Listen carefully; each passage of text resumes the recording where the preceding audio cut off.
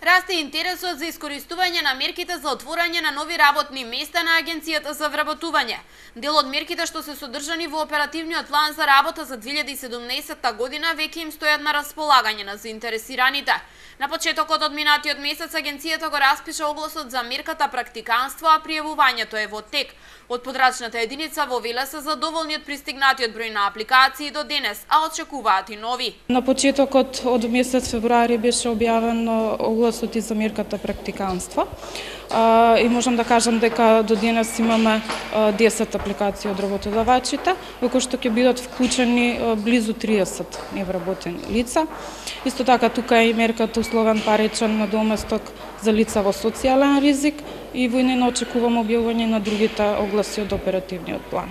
Подрачната единица во Велес денеска реализираше работна средба со работодавачи. Целта на средбата е да се презентираат деталите од мерките што компаниите имаат можност да ги користат.